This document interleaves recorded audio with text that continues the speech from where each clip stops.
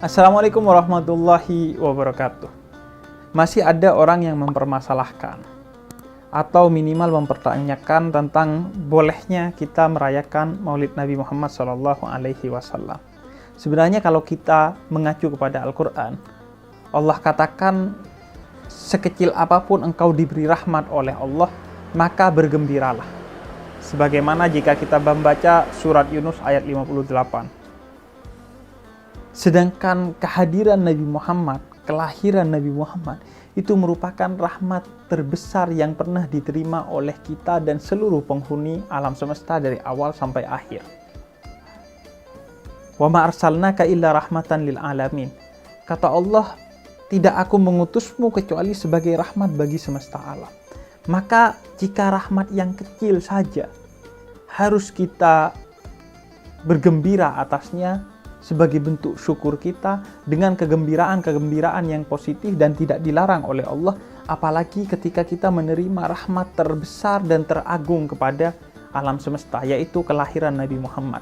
Maka sudah sepatutnya kita bergembira dan merayakannya dengan perayaan-perayaan yang tidak dilarang oleh agama.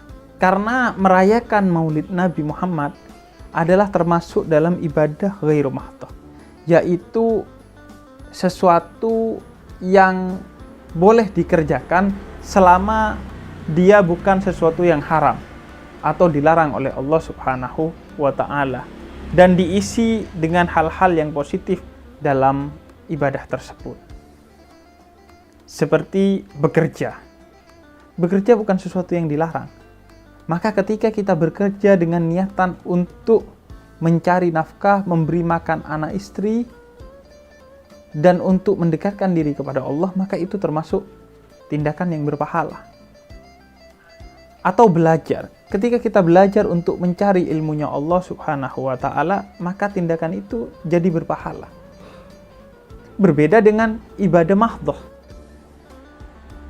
di mana ibadah ini rumusannya diwajibkan ada dalilnya. Dan kalau tidak ada dalilnya, tidak boleh melakukan ibadah ini. Contoh, sholat. Sholat itu ibadah mahdhah. Maka harus ada dalil yang jelas tentang kewajiban sholat dan bagaimana tata cara sholatnya. Maka, dalam kaitan ibadah ghairu mahdhah, selama tidak ada larangannya dan kita mengisi dengan hal-hal yang positif, ia bukan hanya boleh, tapi berpahala. Seperti Maulid Nabi Muhammad SAW, bukan hanya tidak ada larangannya, tapi Al-Quran perintahkan kita untuk bergembira atas kelahiran Nabi Muhammad, dan kegembiraan itu kita isi dengan kegembiraan yang positif dan hal-hal yang positif.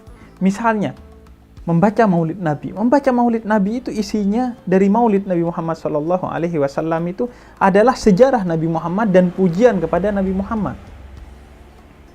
Hanya saja dibacakan secara berjamaah dan memakai bahasa Arab. Ini kadang menjadi kelemahan sebagian orang yang tergolong pemuda tersesat itu. Ketika yang dibacakan bahasa Arab, seolah-olah, wah apa ini? Padahal itu baca sejarah sebenarnya. Tapi pakai bahasa Arab. Sejarah lahirnya Nabi hingga wafatnya Nabi. Puji-pujian kepada Nabi. Itu wujud kegembiraan kita atas kelahiran Nabi, sehingga itu berpahala. Di samping itu, Maulid Nabi Muhammad di kampung-kampung biasanya diisi dengan hal-hal yang juga positif. Misalnya lomba-lomba, lomba sholawat, lomba baca Quran, lomba menghafal Al-Quran, dan lain sebagainya. Yang itu juga sesuatu yang positif, sehingga bukan hanya boleh, tapi berpahala. Tapi kan Nabi gak meminta, atau Nabi gak menyuruh. Jadi begini, Nabi itu berat sekali posisinya.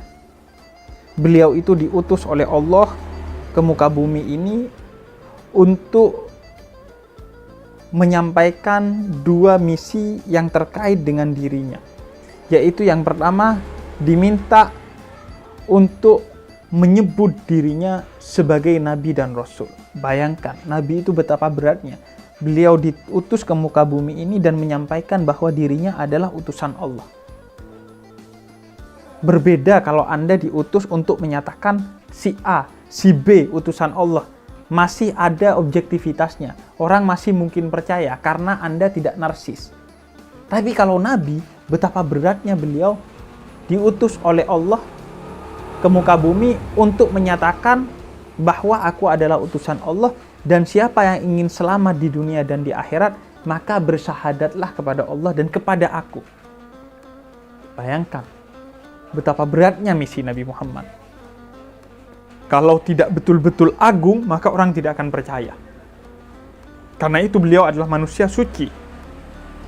Bukan hanya tidak pernah melakukan kesalahan dan melakukan hal yang sia-sia, tapi selalu melakukan hal-hal yang paling terpuji.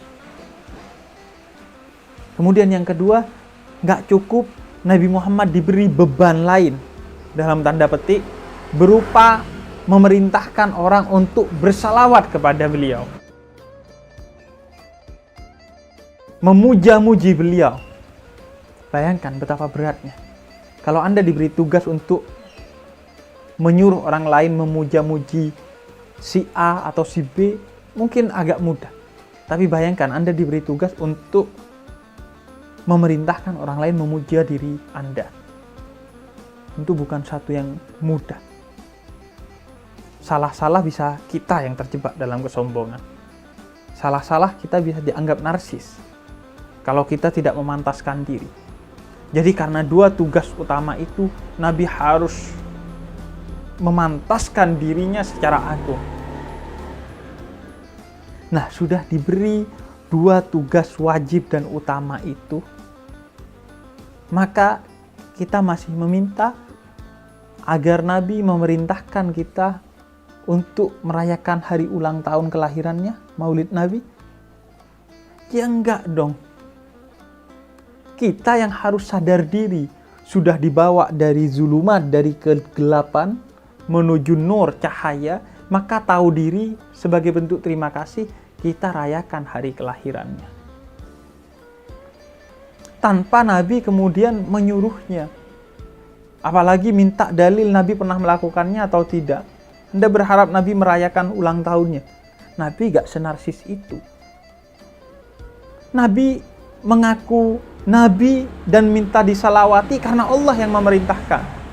Kalau beliau sendiri, beliau seorang yang sangat rendah hati, yang bahkan jangankan sesuatu yang bukan haknya, sesuatu yang merupakan haknya, kalau beliau bisa tidak ambil hak itu demi kebaikan orang lain, beliau akan berikan bagi orang lain. Tidak pernah beliau menerima hadiah berupa makanan, kecuali beliau bagikan kepada sahabat-sahabatnya yang ada di sekitarnya. Jadi, jangan bertanya, apakah Nabi memerintahkannya, apakah Nabi melakukannya. Mustahil Nabi melakukan itu. Karena Nabi gak narsis. Selama tidak diwajibkan oleh Allah, Nabi tidak akan melakukannya.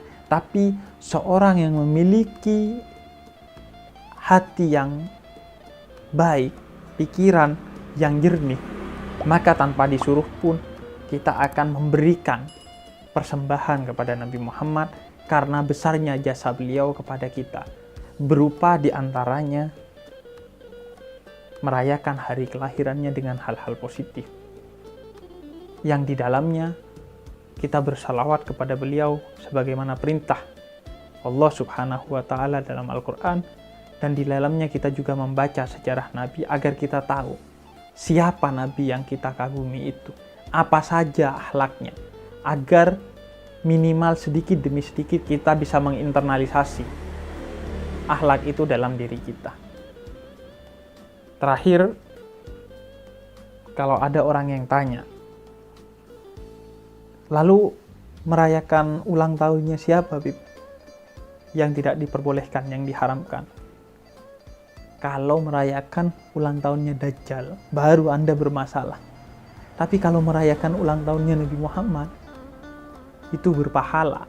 Karena semakin Anda merayakan, Anda akan semakin dekat kepada Nabi Muhammad, Anda akan semakin teruji cintanya kepada Nabi Muhammad, dan Anda akan semakin mendapatkan hal-hal positif dari mengingat Nabi Muhammad dan membaca sejarahnya. Wassalamualaikum warahmatullahi ta'ala wabarakatuh.